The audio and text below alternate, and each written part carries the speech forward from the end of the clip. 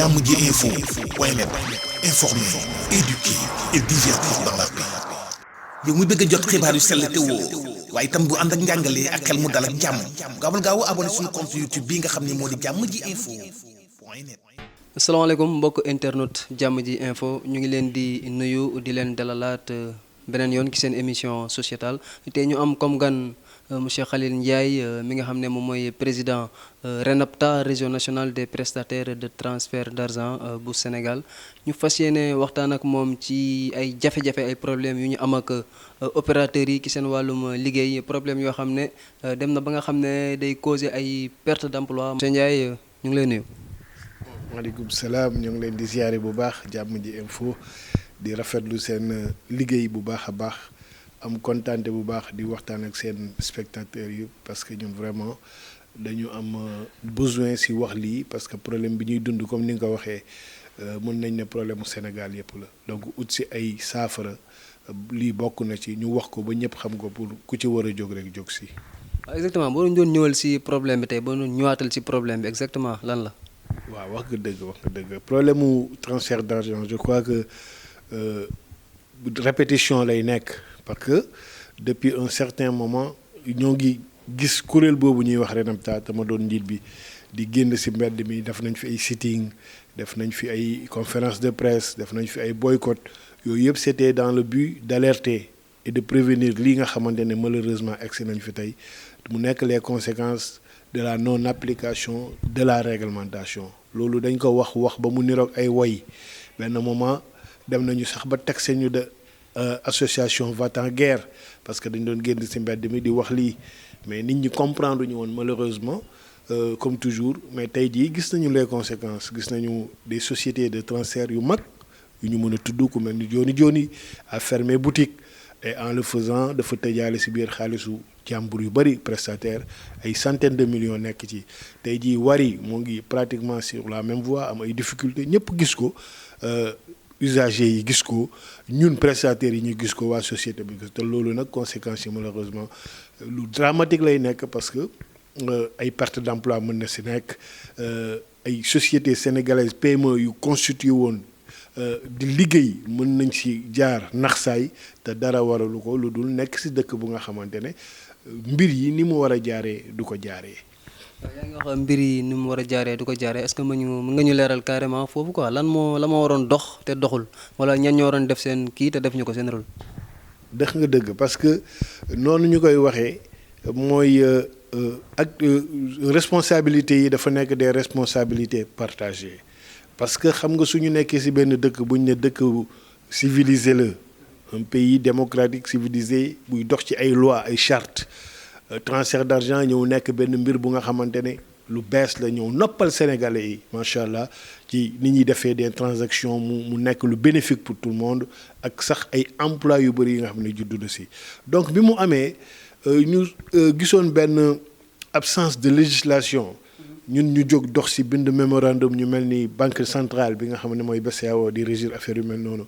biñ ko defee ñoom ñu ñu sax en 2015 félicité ñu ne ñu vraiment vous nous avez aidé léegi nag si la ñu génne woon benn l'instruction 13 de la BCEAO ku dem ci internet rek nga tàppi ko di nga gis moom mooy organiser transfert li mu wax leer naññ ne opérateur su ñëwee ut plateforme am ba pare defar lépp lu mu war a liggéey pour liggéey ci wàllu transfert dañ ko nee na dem ci ay structure financière banque wala établissement financier à caractère bancaire waaw ñooñu ñooy dem nga jox leen plateforme bi ñooñu ñoo am sañ-sañu nag léegi di joxe agrément man prestataire su ma soxlaa ne dama bëgg liggéey ci lii dañ ma war a identifier ay banque ne ma ñii ñooy banque partenaires yi ma dem fa ñu jox ma agrément ma nekk un guichet externalisé di respecter règles yi di liggéey ça fait que ñu sécuriser samay avoir sécuriser avoiru nit ñi loolu nag moo la ñu salfaañee bañ ko salfaañee le problème commencé bi ñu demee ba opérateur substitué wu di def liggéeyu banque bi di joxe agrément am un compte bu nga xam ne transaction yëpp xaalis boobu fa lay jaar te banque bi amu ci benn contrôle bi évidemment on pouvait prévoir que mën na am ay dérives yu ciy juddu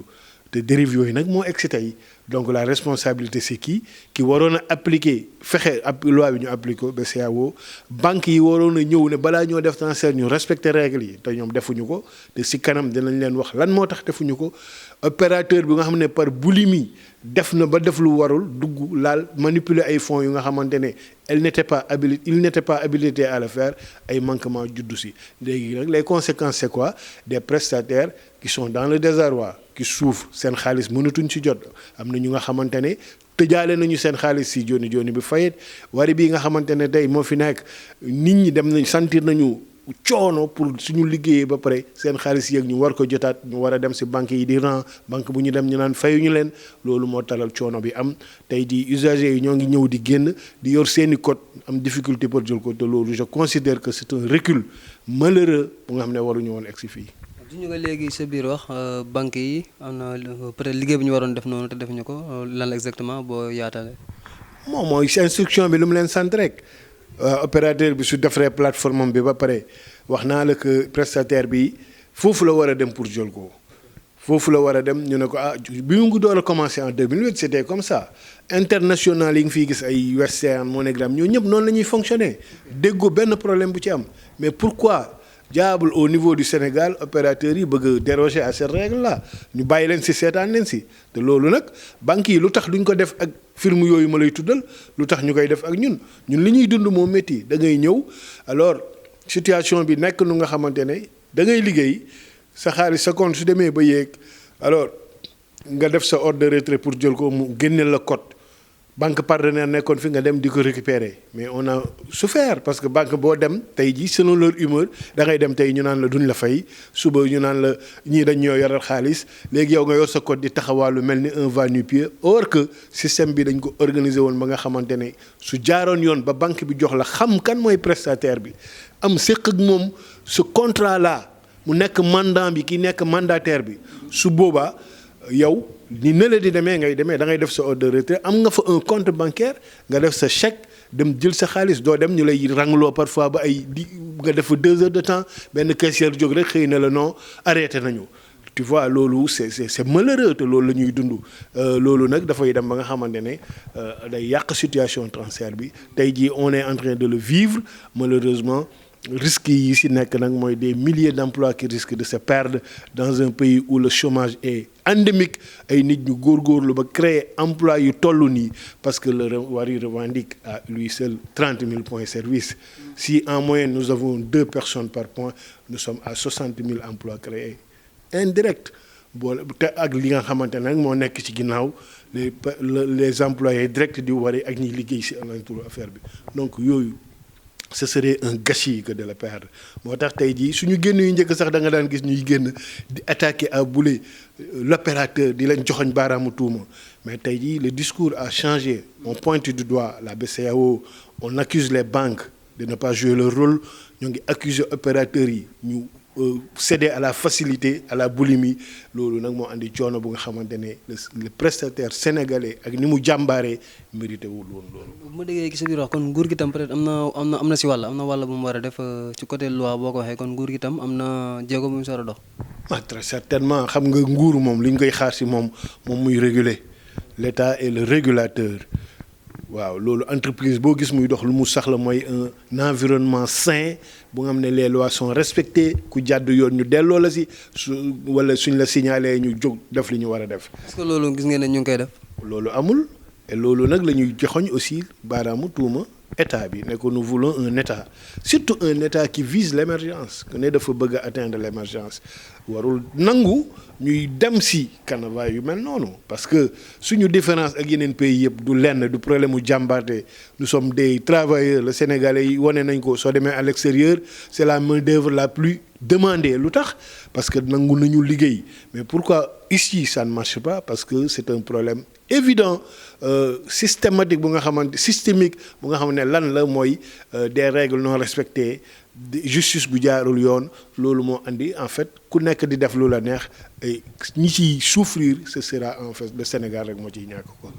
au-delà de emploi yi mu manque kii d'emploi perte d'emploi yi ak yooyu ban conséquence la mën a amaat surtout suñu utilisateur ñi utiliser affaire moyen transfert yooyu. non li ñuy njëkk a déplorer mooy day ubbil la voie aux multinationales parce que nous sommes des patriotes ñu gis lu Sénégalais créé ay Sénégalais moom ko moo ñu gënal fuuf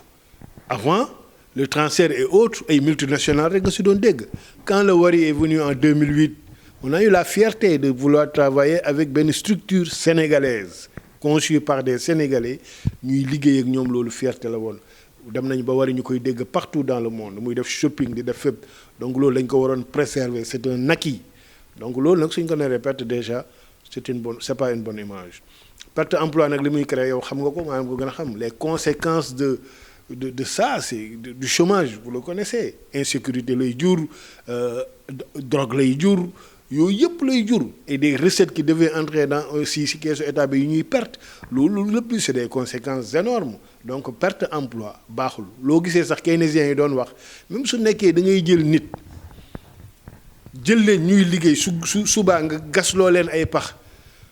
le lendemain ñu ñëwaat suul ko nga leen di fay moo gën ñu bañ a liggéey parce que am occupation am revenu dafa am njëriñ ça permet à la personne de consommer de la consommation est le moteur de la croissance le nit ki le fait que muy am lu muy jënd dem ci tailleur bi di ñawlu dem ci boutiquier bi di jënd moo ngi rouler loo économique bi parce que tailleur bi moo ngi dem uti tissu moo ngi luye magasin moo ngi fay électricité boutiquier bi muy dem di jënd moo ngi dem di jënd marchandise loolu mooy économie loolu nag soo ko amee yi quoi parce que le RENAPTA ñu bëri dañ naan xamuñu ko parce que xam nga Sénégalais du def recherche mais en général soo waree dugg ci liggéey da nga war a gëstu mu nekk denrée rare ba nga xamante ni dafa manqué ci sa réew bi nga nekk soo ko amee ba téye ko da nga war a jàppale ñooñu mais waroo leen seetaan ay caaxaan di yàq loolu mooy les conséquences les plus dramatiques yi nga xamante ne dañ koy dénoncer. Aujourd'hui génnuñu di tirer à boulet rouge sur le Wari non nous voulons sauver aujourd'hui ces emplois qui se sont créés que le Wari a créé nous voulons sauver ndam bi ñu mayoon dem bay def shopping au niveau de l'Afrique et du monde une société bi dem di conquérir d'autres espaces loolu suñ ko ñàkkee alors coono lay doon si ñun ñëpp quoi. wala mooy nekk sa kàddu gu mujj si kontaan rek si lii di demander prestataires yi ñu gën a bàyyi xel ci daje ak mbooloo ak kuréel parce que ñëpp ñuy liggéey créer nañu une corporation di défendre seen intérêt di ànd di yëkkatindoo di tegandoo tey jii lii ñu dal ni yëpp bokk na si li ko waral certes manquement yu nga xamante ne ay institutions def nañ ko ak ay autorités mais bokk na si li waxtu egg fii aussi suñu ñàkk a dajaloo doon benn dànk pour mën a pousser exiger le respect de ça loolu nag la ñuy lancer un appel wax prestataires yi venez vous joindre au RENAPTA c'est une association nationale présente dans les 45 départements foo si dem am na un responsable soo ko jegee mu indiqué la nu ñuy duggee ci mbir mi su boobaa nga ñëw ñu dooleel suñu bopp dooleel suñu réew dooleel suñu liggéey. monsieur Khalil Ndiaye ñu ngi lay jaajëfal ñu ngi jaajëfal itam mbokku internet yi ñu doon déglu ci Jàmm Ji Info lii lañ leen indiloon tey ci seen émission sociétale yaakaar naa ne waxtaan bi am na solo trop te njëriñ dina ci njëriñ xam-xam ak njëriñ dina ci soxee ko xanaa di leen jox dig daje très prochainement ak beneen invité jaa ngeen jëf.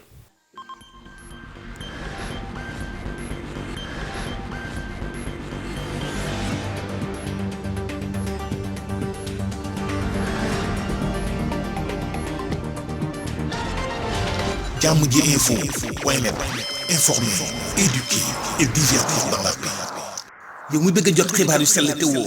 waaye itam bu ànd ak njàngalee ak xel mu dal ak jàmm gaawal gaaw abonné suñu compte YouTube bii nga xam ne moo di Jàmm Ji Info .net